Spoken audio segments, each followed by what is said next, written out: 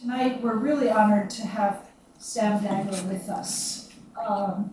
Sam has been a reporter working in the Middle East for about 15 years, I think, at a time, and worked for the Journal and for the New York Times. I think, was it the Journal that nominated your work for a Pulitzer on Syria, the work on Syria?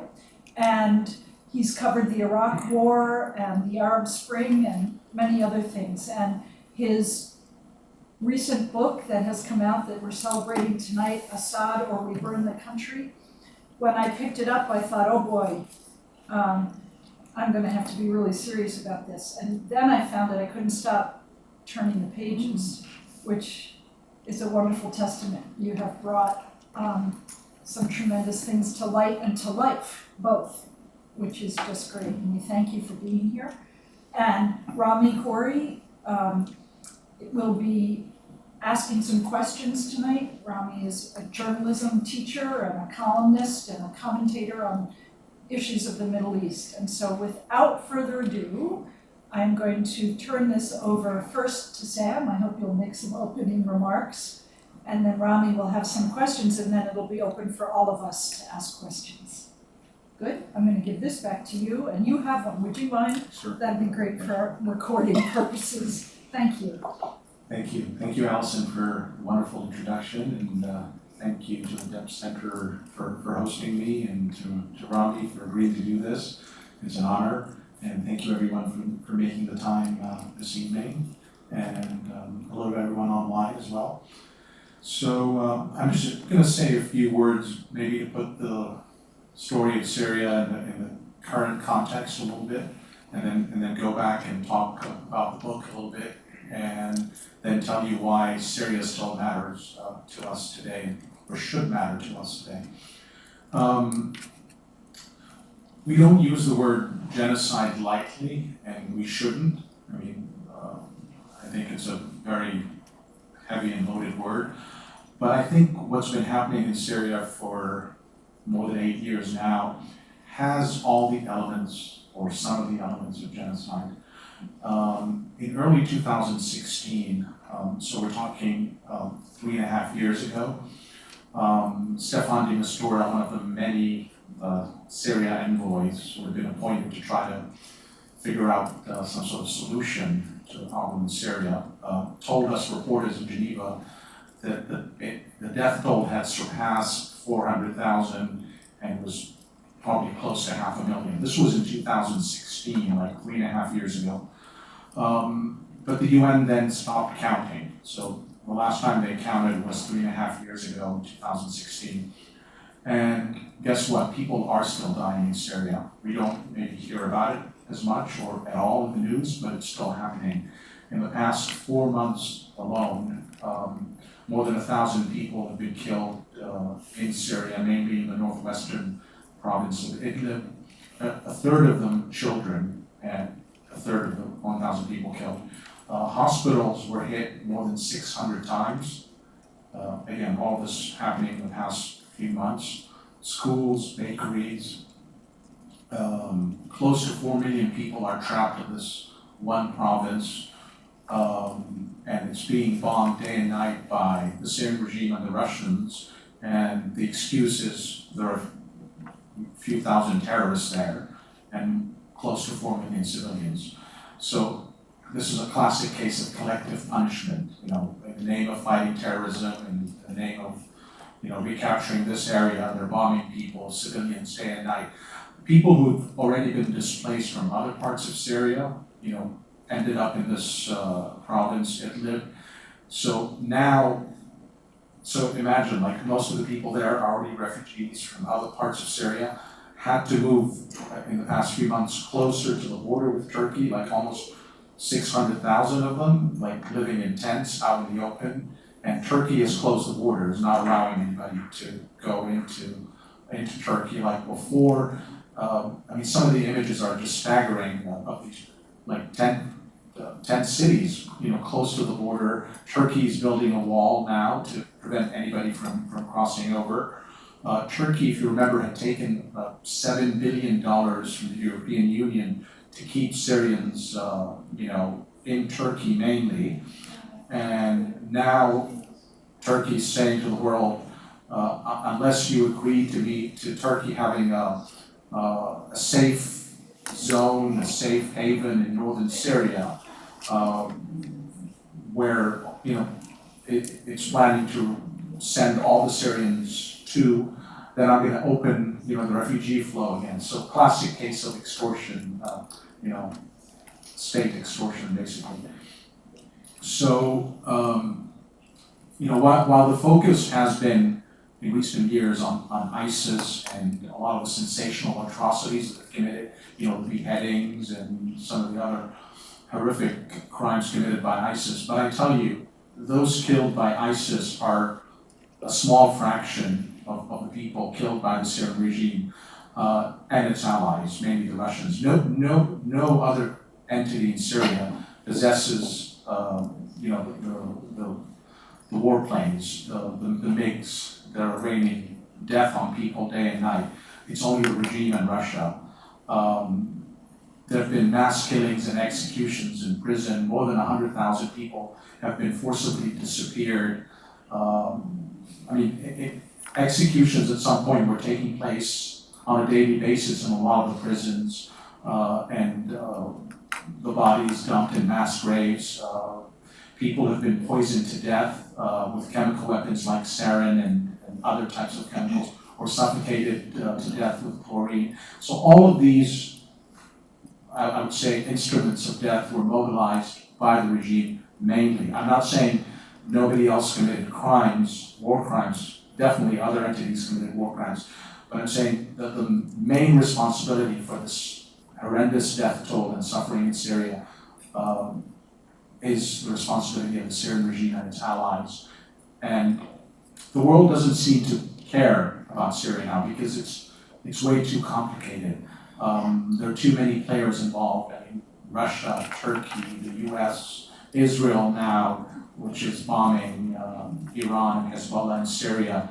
But guess what? This is exactly where the regime wanted to take the conflict. They wanted to take it to this point where it becomes, a world crisis, an international crisis.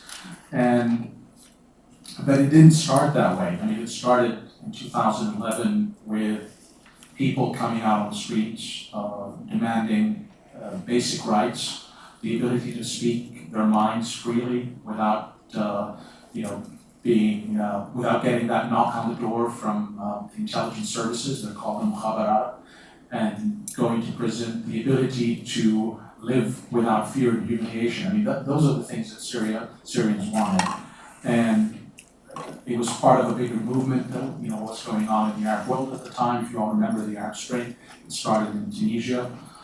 So, but the decision was made by the regime from day one that they were going to kill people on the streets to really demonstrate the price of defiance. They wanted to scare people off the streets from day one, and I have new evidence in my book showing that the shoot to kill orders were coming from Bashar himself, from his brother, from his cousin, so at the highest level of the regime.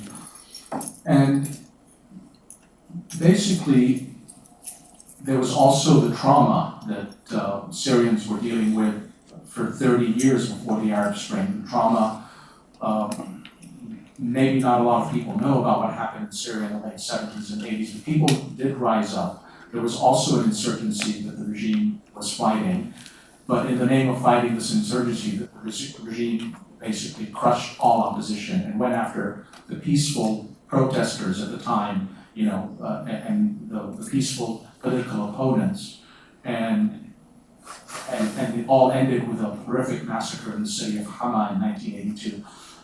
Syrians were traumatized after that. For 30 years, they were pretty much bludgeoned into silence, and they were living through that trauma for 30 years. So when the Arab Spring happened, that was another reason why you saw this almost, pressure cooker almost in Syria, be lifted, and all of that outpouring of anger and frustration on the street. So, I mean, going back to the genesis of this, the regime wanted to go after the peaceful protesters first, and then it became much easier for the regime later when it became an armed conflict and insurrection. It could say to the world, look, I'm fighting an insurgency, classic insurgency. At the time, that's when outside powers also got involved. The Americans didn't want to get involved at all. Obama said, the moment I get involved in Syria, I'm going to have another Iraq. So you had countries like Saudi Arabia, Turkey, Qatar get involved on the side of the opposition. They started arming, they started funding. The Iranians were not going to give up, wanted to defend the regime at any cost. The Russians got involved. So you see how it, what started as peaceful protests very quickly turned into this series of proxy wars, basically. And we're at this point where everything is complicated and you can't make sense of what happened. But I think it's all summed up in the title of the book, Assad or Return the Country. It's not something I came up with. That's the slogan of the regime itself. I saw it sprayed on the walls of towns and neighborhoods that had been in the hands of the opposition, but then reverted to the regime. So what typically happened is, any neighborhood or town that rose up against the regime was surrounded by the Syrian army and was bombed day and night. They didn't care if civilians lived there.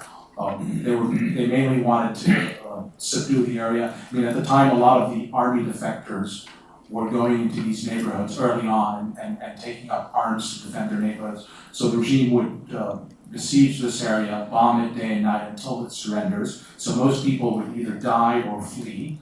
Then the militias would go in, loot, every home, take everything that's valuable, then set the homes on fire and spray this graffiti on the wall. So I saw it in town after town and city after city. And I would tell you, it is almost the motto of this regime from the moment Bashar's father came to power in 1970. Either he rules and the Syrians accept his rule, or they suffer, the consequences. Either, the West does nothing to threaten his regime, or he will destabilize Lebanon, or he will sponsor terrorism. So it's almost like the same manual for father and son, and then we see in the book with the son later, what he did in Lebanon, what he did in Iraq. It's almost this idea of either he rules or, the whole region burns almost.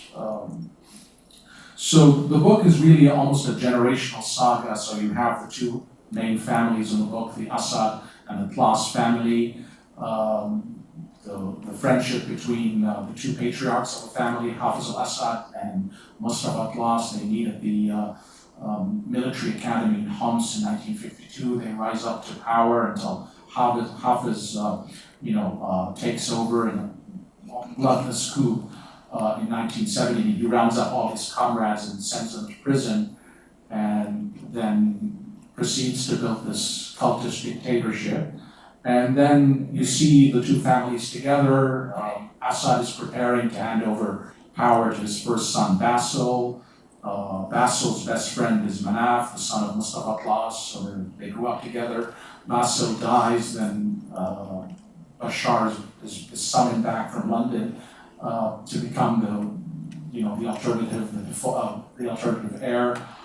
We see Manaf and Bashar together. The moment Hafiz dies, Bashar takes over.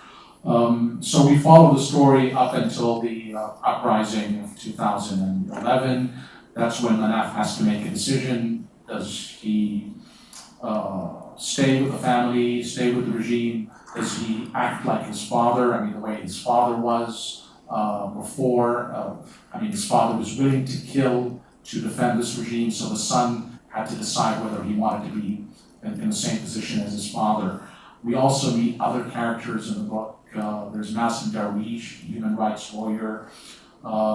He basically epitomizes, the peaceful resistance to this regime. He's somebody who's, I don't know, Rami, you probably met him.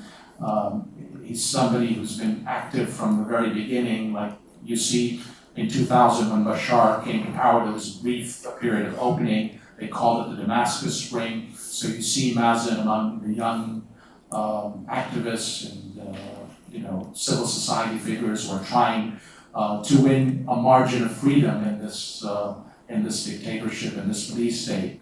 And they keep trying, and then they see the Arab Spring as the best opportunity to achieve what they've been dreaming of their whole life and what their own parents had failed to accomplish. Because again, a lot of these activists, their fathers had tried to win some margin of freedom under, the Hafiz Assad, but all he did was round them up and throw them in prison. These are we're talking about many of them communists, leftists, who just for the sole fact that they were speaking up and saying that we need actually political rights, we need something other than the Ba'ath Party, were sent to prison for decades. So now you see the sons trying to accomplish what the fathers failed to do.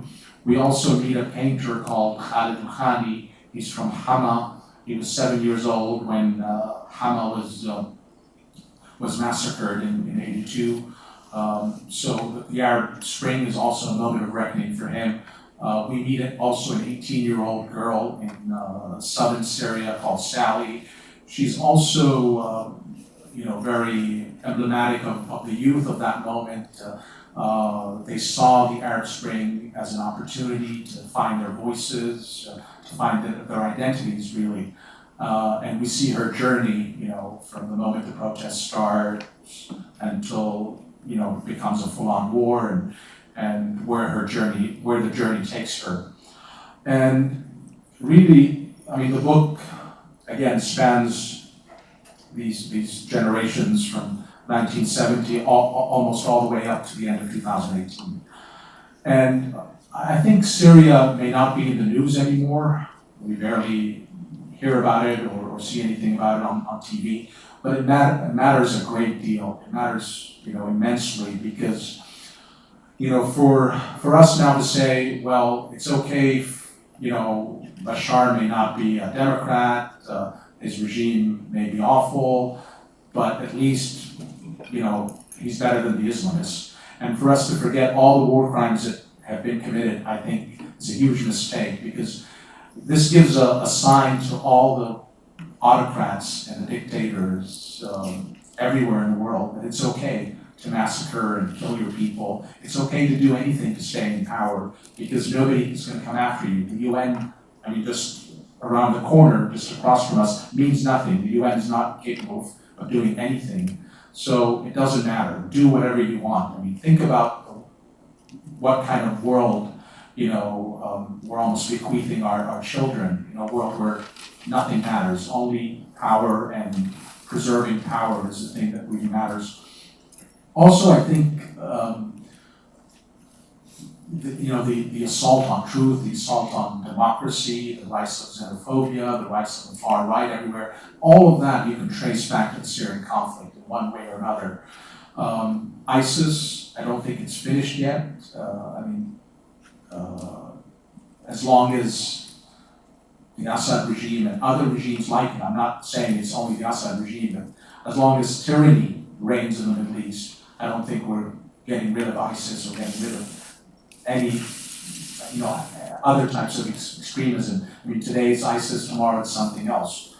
And also the backlash that we're seeing here in the US against, in the US and Europe and elsewhere, the backlash against immigrants and refugees, you can trace that almost to 2015, to that moment when Syrians started arriving, on the shores of Europe.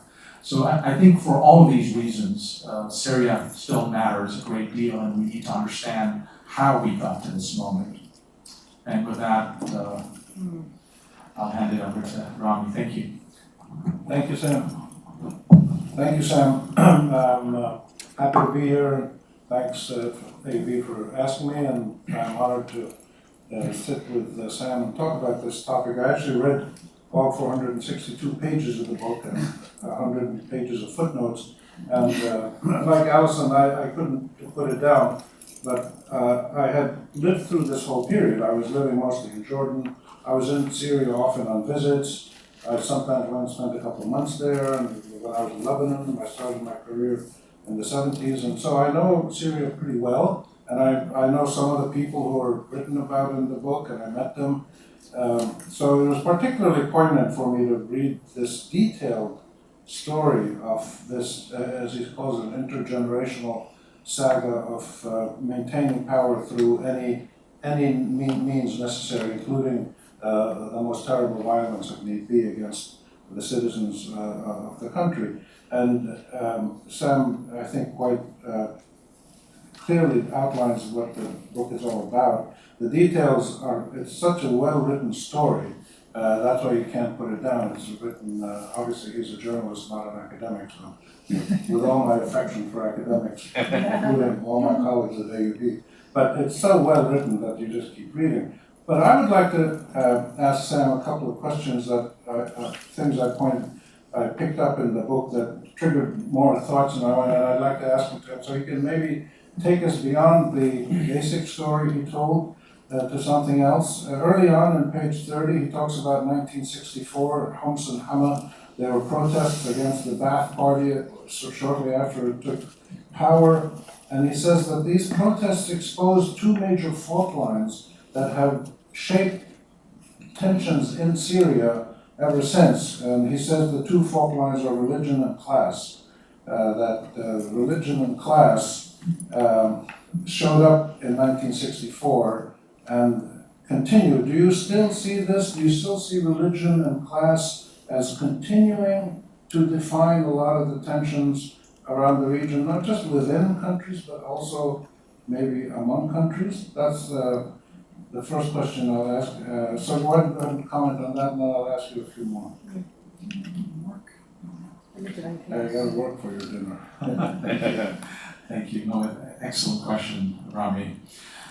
I think also in the context of Syria, we need to even be more specific. I think it's the urban versus rural, definitely. And we see it in the story of Hafiz al-Assad and Mustafa Abbas. Both, I mean, one is Hafiz is Alawite, Mustafa is Sunni, like the majority of Syrians. Alawites are a minority. I mean, there are also Christians in Syria, and Druze, and Ismailis, and other groups, and Jews at one point. I mean, the Aleppo Jews are legendary. So I'm going to zero in first on this rural-urban divide. So both of these men came from humble backgrounds. Hafiz al-Assad came from Qardaha. The Assad family had come to Qardaha from elsewhere. In fact, their name wasn't even Assad, it was al-Wahash family, so like the beast family.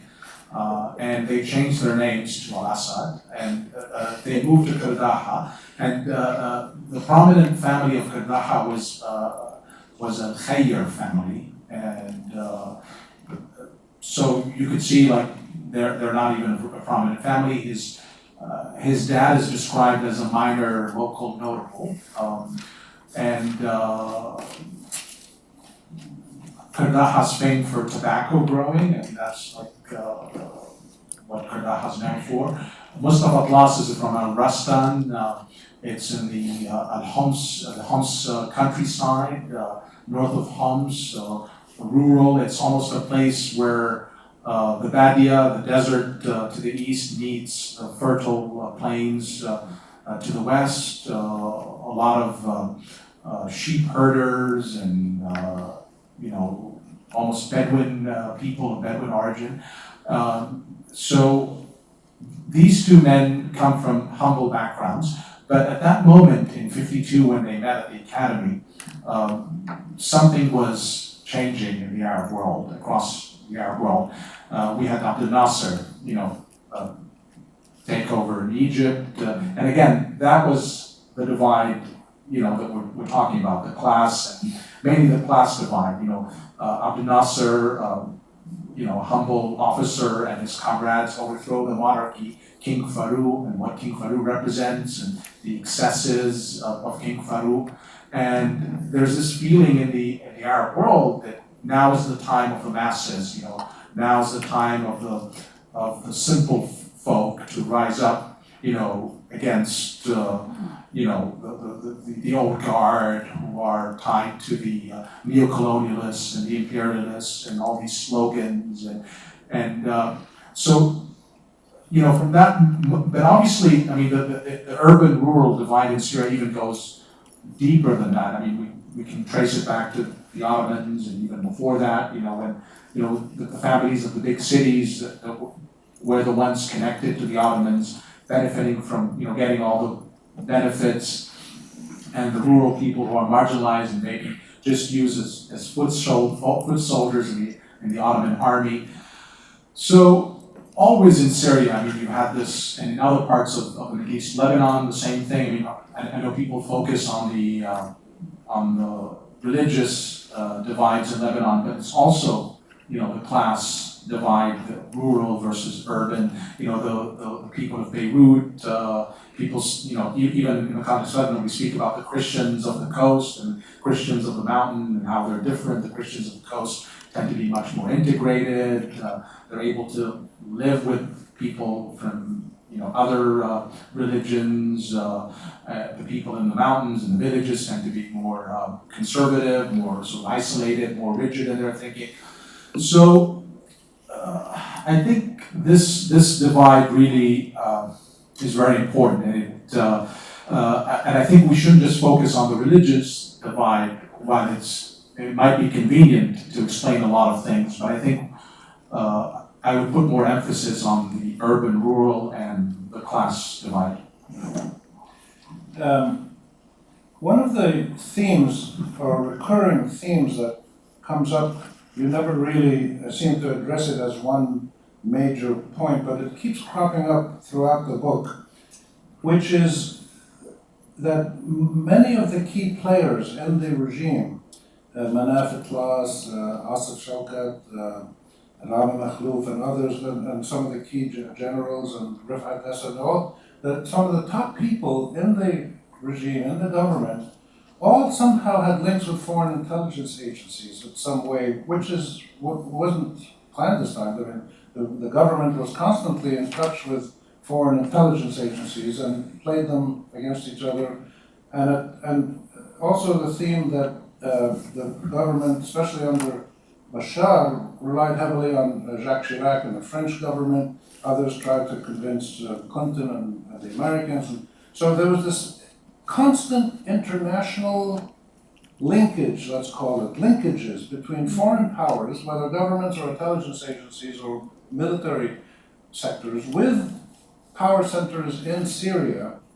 And in many situations, some situations, you point out how the different foreign players had different agendas, so that the Americans were interested in ties with Syria for counterterrorism, whereas the French were interested in doing business or Lebanon. So that the agendas of the foreign players were not only different, but often contradicted each other. So do you see a pattern in the reliance on international power centers, the Syrian government's reliance on international power centers to maintain its incumbency or to serve its interests? This struck me as a very consistent theme, and they were usually able to convince foreign actors to support them, or at least not try to overthrow them, or so. So, your thoughts on that relationship, which was quite extensive. Absolutely. Thank you, Rami. Excellent question. I don't think it's unique to the Assad regime, but I think the Assad regime is like a virtuoso in this domain compared to all the other Arab regimes. Because really, they see all of these elements, whether it's Lebanon, whether it's Iraq, whether it's terrorism, whatever is the West's priority at any given moment. I mean, even remember when Saddam invaded Kuwait and the US priority was to get him out of Kuwait. That was an opportunity for the Assad regime to go to the Americans and say, hey, we'll join you in the effort to get him out of Kuwait. And what do we get in return? So they got in return supremacy over Lebanon. They got in return huge financial aid from Saudi Arabia, which was and other Gulf monarchies, which was very thankful for Syria's role in ousting Saddam from Kuwait. So they look at all these situations as bargaining chips, as opportunities, and it's a constant theme, for the regime. I think I in the book I hit it first with right after the '73 war between Syria and Egypt on one hand and Israel, and you see Kissinger and the shuttle diplomacy, and there basically this unspoken bargain between Hafez and Kissinger is like, okay, I'm going to agree to this deal of having this demilitarized zone. Israel is going to give me back one small town called Konaitra, and it's going to give it back to be completely destroyed. And Israel gets to keep all the Golan Heights. And I'm going to declare victory to my people. But in return, you Americans will do nothing to threaten my power. I get to rule Syria as I see fit. And I get financial aid from the US. I mean, he got almost $1 billion from the US. He was getting money from the Soviet Union and weapons. He was getting money from the Saudis. So it's always, how do they turn these situations, sometimes these calamities, into opportunities for them that will perpetuate the regime. We see it again, in Lebanon when Hafez felt his position was threatened in the 80s. I mean, immediately he partners with the Iranians. He begins to support Hezbollah. I mean, there was no Hezbollah at the time, but he begins to support, this nascent Shia militancy that was taking hold in Lebanon. And then he supports an array of different groups active in Lebanon, and he turns to the French. And some of these groups were carrying out terror attacks in Paris, in Berlin, elsewhere, and he goes to them and say, look, I'm connected to all of these groups, I can help you rein them in, but what do I get in return? And he struck these bargains. The Sun struck similar bargains in 2000 after 9/11. Probably maybe a few of you know this, but Damascus was one of the main stops for the CIA planes that was taking the infamous rendition program, taking suspected terrorists to be tortured in Arab countries on behalf of the CIA. So Damascus was one of the stops. And again, what Bashar hoped to get from the Americans was guarantees that they wouldn't go after him the way they were going after Saddam and others. And also he wanted to preserve a deal that he had with Saddam that was making him $2 billion a year. Again, the bargains that they strike with the West and the bargain that they strike with America and Europe. Lastly, I'll mention Iraq. I mean, Bashar al-Assad supported the Iraqi insurgency in all its forms, the Ba'athis and Al-Qaeda in Iraq. He supported them because the thinking was, if I get the Americans to sink in the mud of Iraq, they won't come after me. So there were training camps for Al-Qaeda. I mean, smart, in a way. I mean, sinister, evil, but smart. So he had training camps for Al-Qaeda on the Syrian Iraqi border. All the jihadis who wanted to blow themselves up in Iraq were landing in Damascus, were picked up by the intelligence services, by the Mukhabarat. The person in charge of this whole strategy was his brother-in-law, Asif Shaukat, basically the mastermind of all of this. So they would take them in buses and then tell them, like, go over, there's a rock, cross over, kill the Americans, kill the infidels.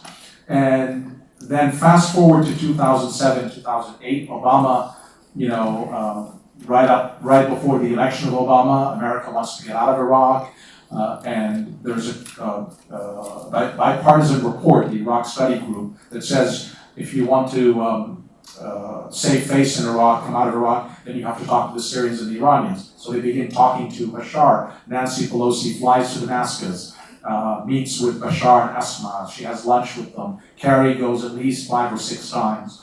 And again, the bargain that Bashar offers the Americans, I'll stop supporting the insurgency, but end the sanctions, because at the time, he was under sanctions for his suspected role in the assassination of Rafiq al-Hariri in Lebanon. Stop all of that, treat me like, a normal president, and I will help you stabilize Iran. Staying on, to ask you 2 more questions, and we'll open it up for any other questions. So the last 2 points I wanted to make is, one of them related to this. You talked later in the book on page 293, you said that the Western world saw power in Syria in the traditional institutions of the state, the army, the bureaucracy, the presidency, the political party, etc., the parliament and all that. But in fact, the rule of the Assad family was not based on these institutions. It was based on, relied on family, clan, religion, the security service, Hezbollah, and Iran, and of course later Russia.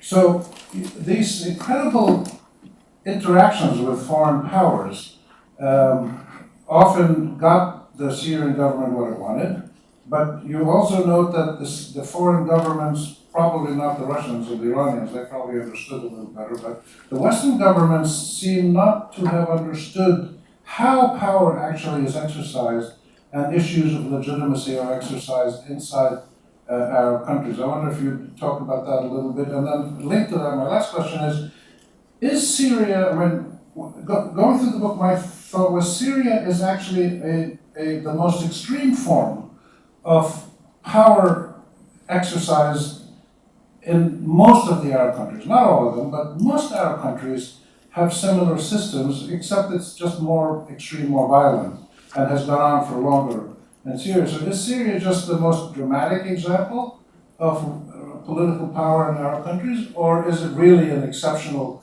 case, and most of the other Arab countries are much more moderate and reasonable, especially when you talk about the fear of the citizen, that citizens have accepted as normal things like corruption and paranoia and mistrusting other people. You even see this in some places in the Gulf now, and without mentioning any names, but some Arab Gulf countries, people are afraid to talk to each other, they tell me, because they don't want to put stuff on Twitter or Facebook because the government's going to arrest them or do something terrible to them. So is Syria, in a way, an example of the whole Arab world, or is it something unique? And then the first question about the misunderstanding us.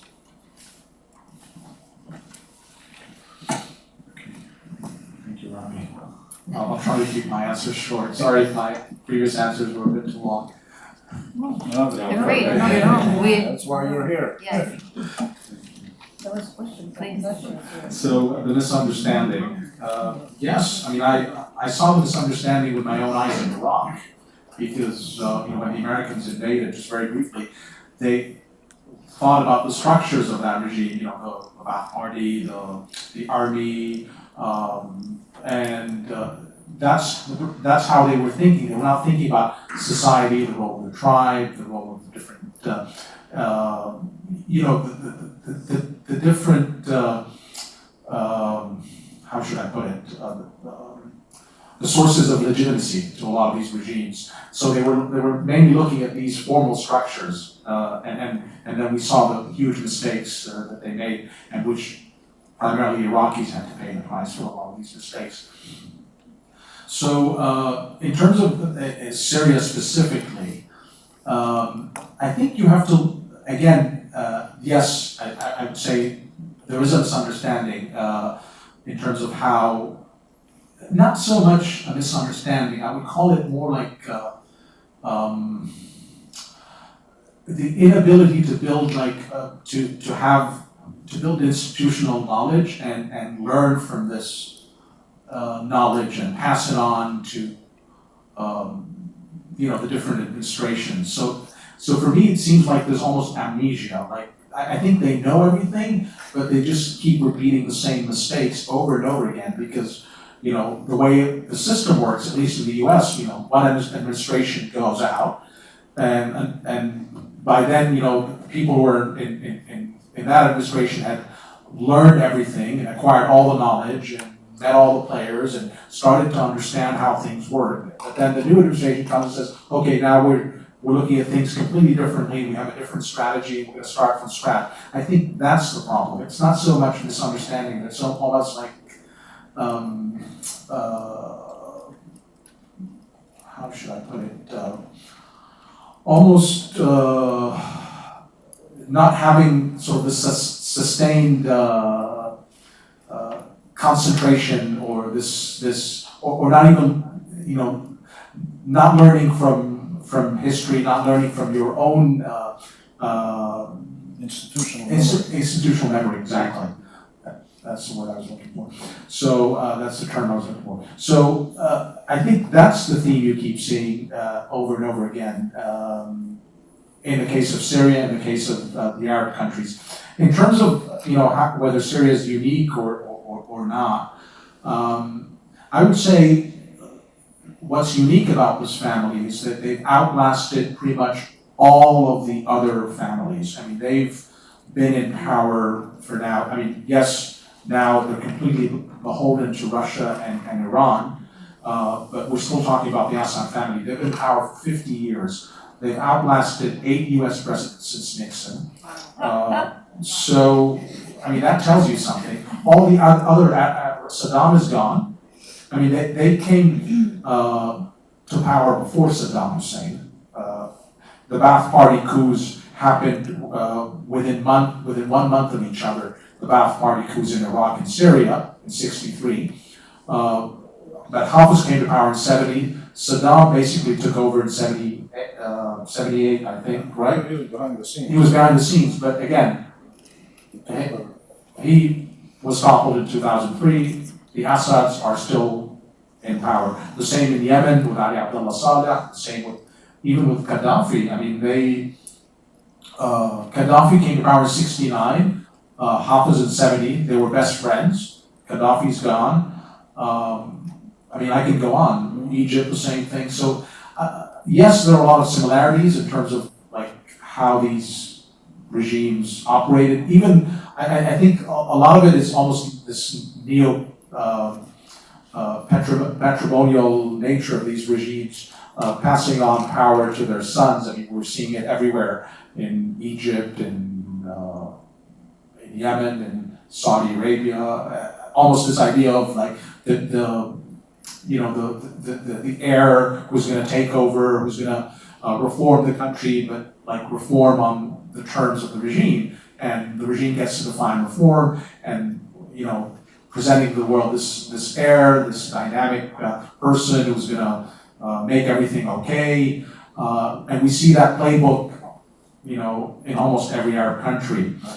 So to sum it up, I think the Assads understood more than anybody else how to play on these divisions in the region, these problems in the region, to exploit them, to leverage them for their own advantage more than any other ruler. And also in terms of, I think, the police state that they built, I think was more brutal and more pervasive and more almost like, part of the fabric of the society. They really understood how to wed themselves to their society more than any other regime. And I think herein lies, the secret of their longevity. Thank you. I just have to thank your patience. There's one more important question I need to ask, which is a logistical one. You got a lot of your information from Manaf Plus, and you put the footnotes and all, and a lot of people with opposition who defected.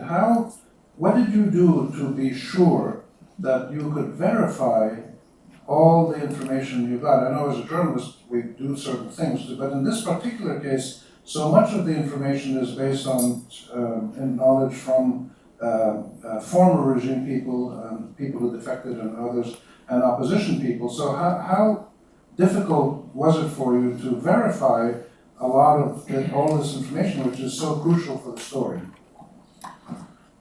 Absolutely, thank you. I mean, everything Manaf told me, the main character, I verified, I cross-checked with others, be they in the opposition, be they people in the regime, and I would go back to him constantly, say, you told me this, but other people are telling me that, and so, I mean, it was very time-consuming. So, I mean, I did it with the early part of the story, you know, the dads.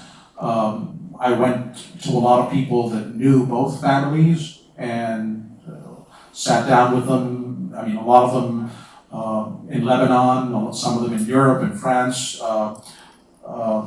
some people in the Gulf countries also, and I would say to them, like, what do you remember from this period? I would go back to him and say, I would mention the names of these people because, again, these people spoke to me in confidence, and I would say, they said this about you, they said this about your father, and it just hours and hours of back and forth. And the same with what other people were telling me about him.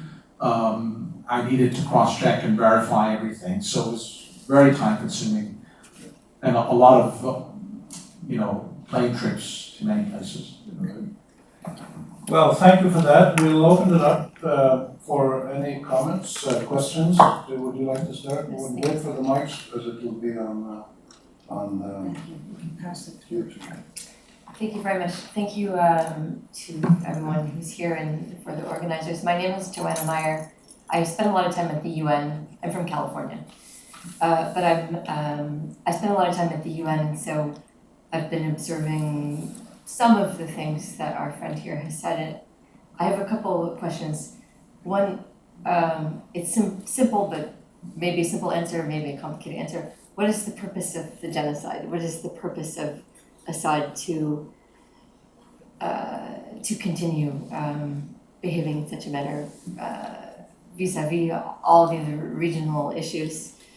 And then I follow, as an American, I always introduce myself as a Californian, but as an American, I particularly follow UN reform, which means many different things. First, it means how the UN Security Council works, because something may be totally obvious, there may be some kind of major massacre or genocide happening in real time, we can see it. I see the photos, my friends live all over the world, and I see the photos of every genocide. But then when it comes to the Security Council, something may be proposed, and if there's one hand that goes up, that's it. And then it gets tabled, and then we talk about it again. So maybe more has happened since then, but this stuck in my mind, something about 7 vetoes related to Syria, and then I'm gonna add this idea of the responsibility to protect, which is a newer way to work on the leverage related to crimes against humanity and that part of the UN. But this too, this responsibility to protect, it's slow, it's latent. I'm friends with someone who was tasked with his country, who's a high-level minister, who was tasked with this responsibility to protect, and he did nothing. Did nothing, and I'm just wondering where you think this responsibility to protect is going, and then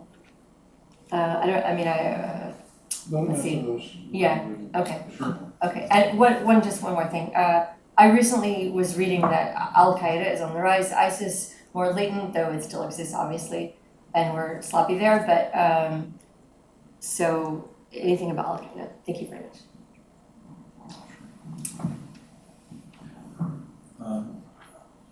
I think he simply wants to stay in power at any cost, and he is organizing elections again, probably in 2021, and he's running, and now the Russians and the Turks and the Iranians are talking about a new constitution. Let's see, but he intends to remain in power. And there's even talk of his son taking over at one point. His son is called Hafiz after the father.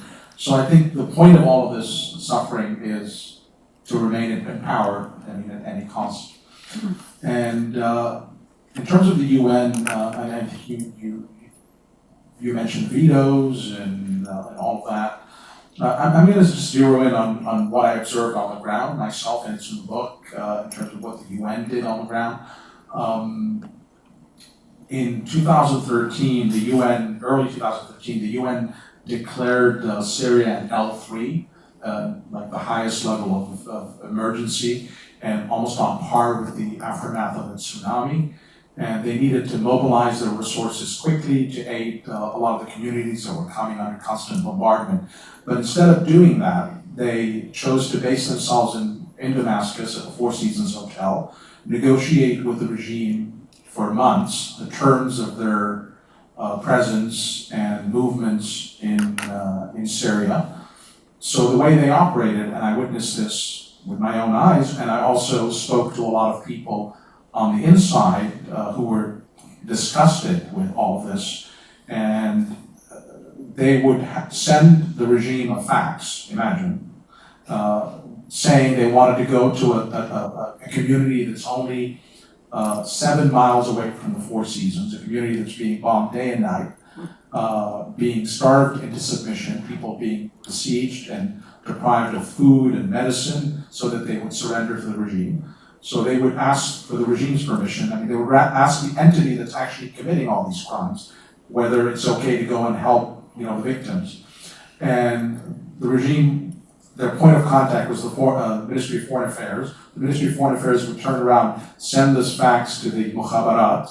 The intelligence services are the ones who decide everything in that country, not the ministries. And the Mukhabarat most of the time will not answer this request.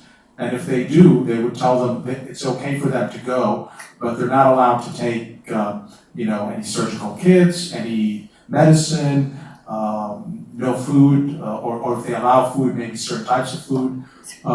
They can take them toilet paper. I mean, that a lot of times they would say that. And often these convoys would then prepare to go to these, beleaguered communities, and then they would be stopped by militiamen stationed outside, and it would be up to the wings of the militiamen to decide whether the UN convoy proceeded or not. And they continued to operate according to these rules for years.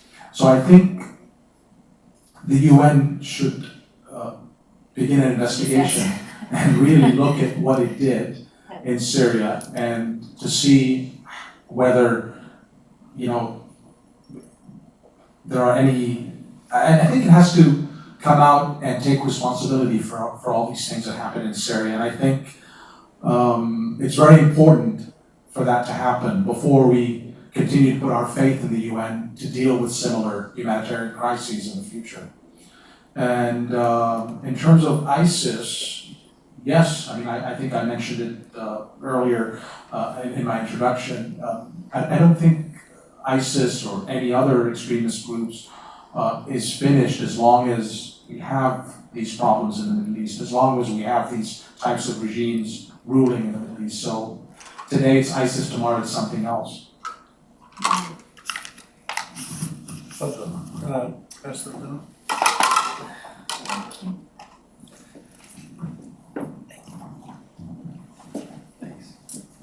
Thank you.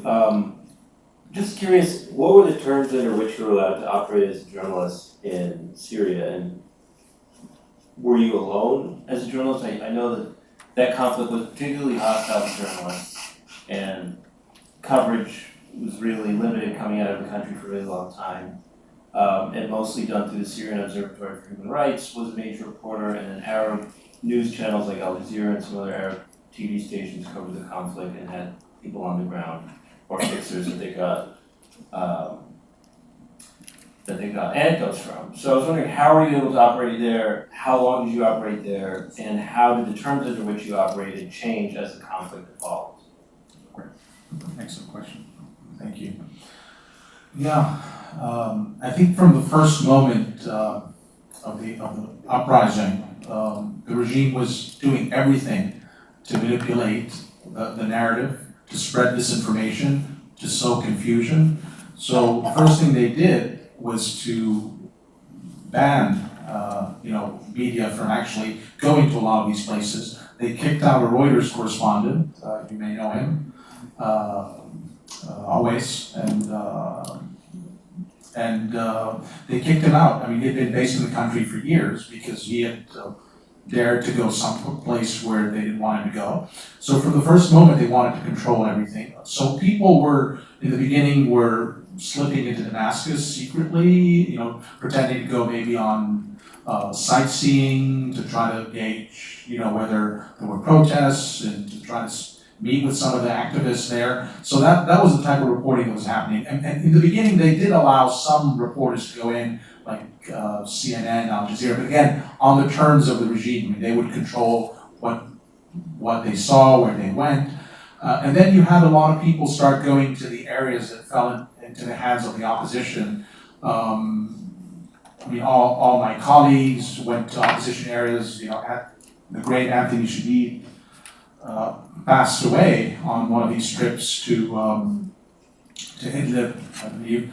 And then you may have heard of Marie Colvin, the U.S. reporter who worked for the Sunday Times. She was killed in Homs by the regime because she and other reporters had had gone in through Lebanon to report on what was going on inside this neighborhood in Homs, Baba Hamad, and they were targeted by the regime. In fact, one Mukhabarat commander told me point blank, "We're the ones who killed her." And so you can imagine, type of situation reporters were dealing with from the beginning. And then it became, after Marie's death, and it became really very difficult and a hostile environment for people to go to these opposition areas. So I thought maybe, again, the access that you had to the regime-controlled parts of Syria were usually on the terms of the regime. They would give people visas to go for like 7 or 10 days. Most people would have minders from the Ministry of Information with them.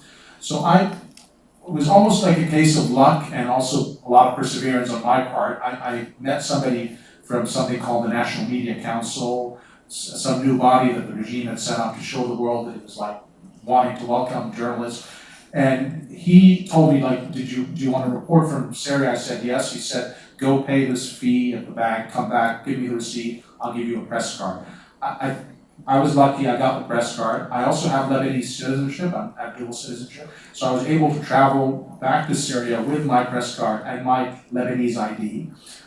I speak the language, I know the culture, so I wouldn't say like totally under the radar, but I was almost able to operate. I had some room to operate. Yes, they were, watching me and following me, and I had to answer I had to go see the Ministry of Information every time I wanted to go somewhere outside Damascus. But there was room to move around, to maneuver, and so I was lucky in that sense. After they had given me the ID, they fired this guy, the National Media Council. So all other reporters who wanted to do the same thing were not able to. So they had to contend with the short visits to Damascus. People like Anne Bernard, I'm sure you've read her reports from Damascus. She was able to go on these visits for a week or 10 days. And I met Anne. There were other people, brave reporters, reporting from inside Damascus, but doing so secretly for Western outlets, for Reuters and NPR, but they didn't have the press card, so they couldn't report under their own names. But I was the one reporting openly under my name, and it was very difficult. Because you get almost, once you live there, you get a sense of what Syrians have been dealing with for 50 years. The paranoia and fear starts to affect you. You're being watched.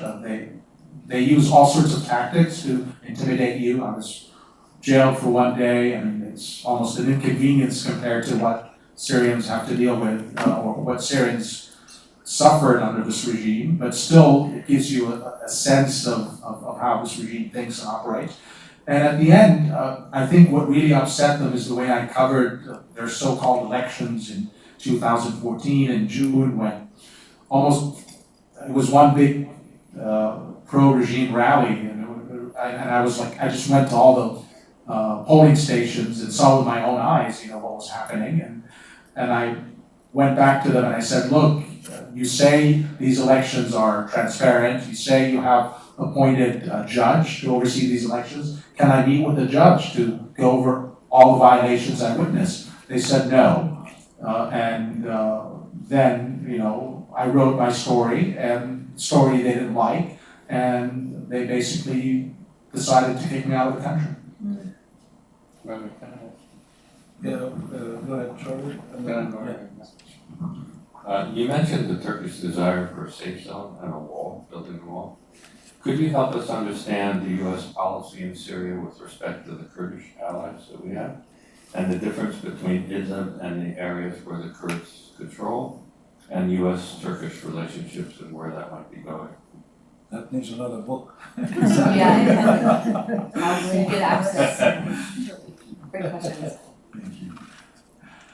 Yes, I mean, Turkey again has been a key player in this saga from the beginning, and obviously a country with huge stake in what happens in Syria, and they've been involved from the very beginning. If you remember, before the uprising, Erdogan and Assad had a very close relationship. In fact, Syria had signed this free trade agreement with Turkey in 2010.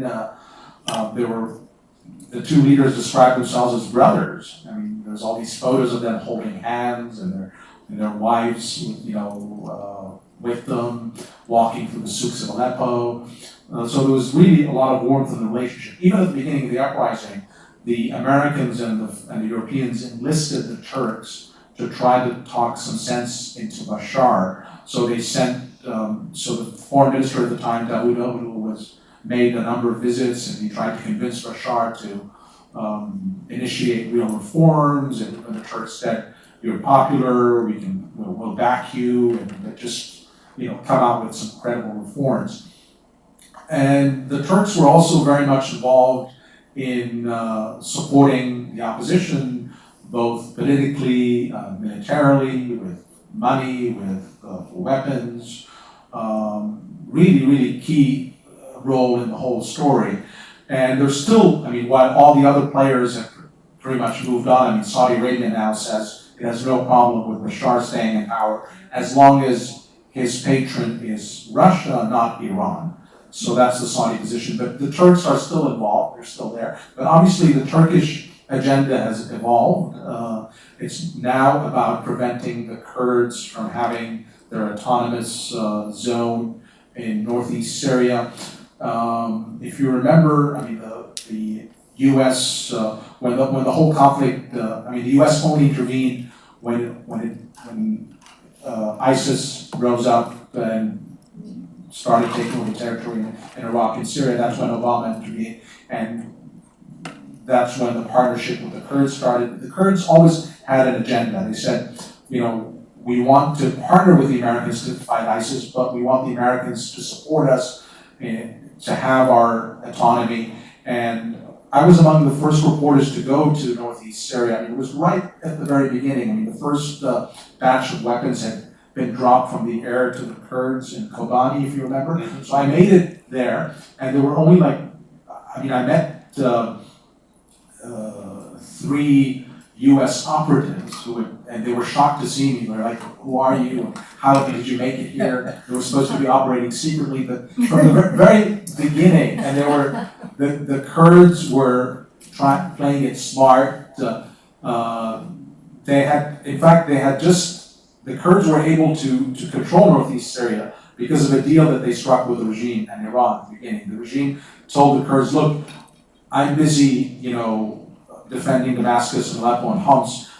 You guys run northeast Syria. I'll keep my security presence in be one of the cities, I'll control the airport, you guys control the oil, give it to me, and I'll leave you alone. And the Kurds basically, when I say the Kurds, I mean, I have to be more specific, the YPG, the group that's linked to the PKK in Turkey, and hence the Turkish apprehension. Of course, the PKK has been fighting this bloody insurgency against the Turkish state for decades. So now, fast forward to the present, the Turks feel the Americans pretty much care about a few things in Syria. They want Iran and Hezbollah out. I mean, that's their priority. They want to make sure ISIS doesn't come back. And the Turks are saying, okay, we'll work with you on all of this, but we want to have this safe zone in northern Syria. But again, I think the whole motivation of this safe zone is to have this buffer, this Arab buffer almost between Turkey and Syria to prevent the Kurds from having any, from basically ruining any hope that the Kurds would have their autonomous zone, because the Kurdish areas are divided. I mean, the northeast, and then there's an enclave which they wanted, Afrin, the Turks took over, if you remember, in that military operation. So here we are today. Yes, I mean, the Turks are banking on the idea that, again, the Americans care only about a few things in Syria, and that they can, and again, it's hard to say much about what U.S. policy is in Syria with this particular administration, because things keep changing the whole time. But what I know from the people I met in Washington recently is, again, their goals are the following, is to get Iran and Hezbollah out, and to try to initiate some sort of political process. And in terms of Turkey, I mean, to work with Turkey, I mean, they told me Turkey is a very important part of this. And but then the question becomes, do they dump the Kurds to please the Turks?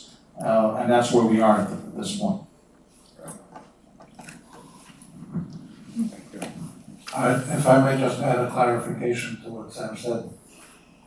He said that Turks have been involved in the beginning.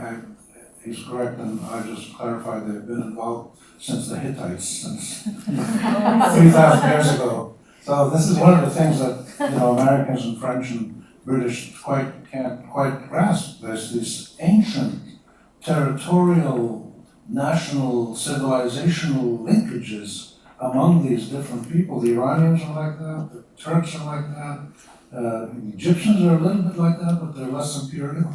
But the Turkish role in this whole drama is extraordinary. Mm-hmm. And it's a shame you couldn't add another 400 pages to because the Iranian role, the Turkish role, Hezbollah's role, these are all extraordinary elements of this story.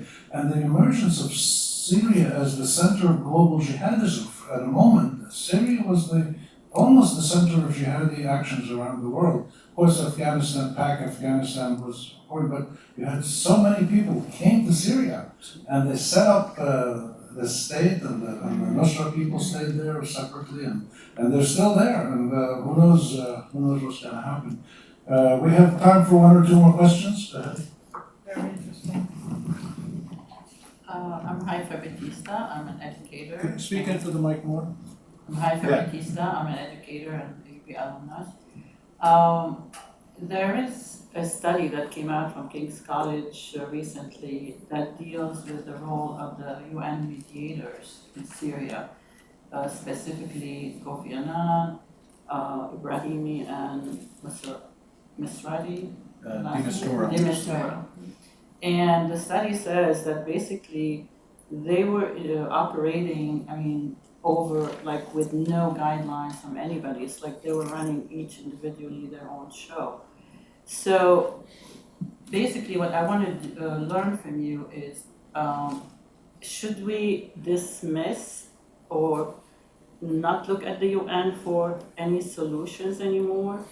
Or where do we go from here? Where's this going? Thank you. I don't think we should dismiss the UN, definitely not, but I think we should reform the UN, we should change the way the UN, but again, you have to remember, the UN is a reflection of its members, in the countries, and ultimately the Security Council, I mean, the 7 permanent members of the Security Council. Five. I'm sorry, the 7. And so ultimately, yes, I mean, the UN still matters, but we have to think about ways that the UN should be operating differently. We should think about reform. And going back to what I said, I mean, the UN needs to rethink its whole approach to dealing with situations like Syria and the way it deals with these humanitarian crises. In terms of the mediators, I think again, there was so much they could do because they had to work with all these players who had different agendas at any given moment. I'll read you something from Assad Regime.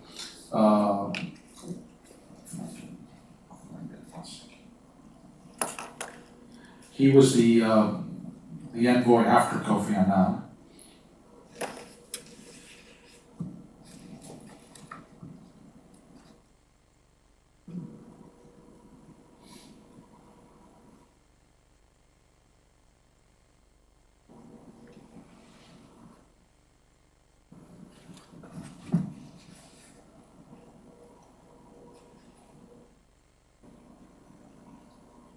Okay, so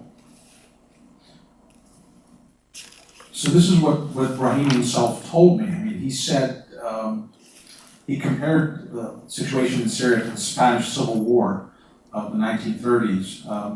Germany's Hitler and Italy's Mussolini backed their fellow fascists in Spain, the nationalists with arms and soldiers. The Soviets under Stalin helped the left-wing Republicans with the tacit support of Britain and France, who were not fully committed to the fight. This was the Spanish Civil War.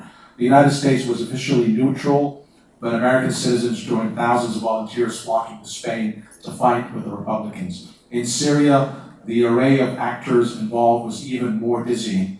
And the interests, and this is a quote from Ibrahim, the interests of the Syrian people were forgotten when outside forces came, said Ibrahim. And I mean, again, these envoys had to contend with a very complex situation. They had to balance the interests of all these different players that were involved. I mean, at one point, Brahimi wanted to talk to the Iranians directly, and was talking to the Iranians, and wanted the Syrian opposition leader to talk to the Iranians. But other players who were involved in this saga, particularly Gulf countries, Saudi Arabia mainly, and Qatar, did not want to talk to the Iranians. So what happens? The opposition leader is ousted, and there's no dialogue with the Iranians at that point. So again, this was just one example of what these envoys had to deal with.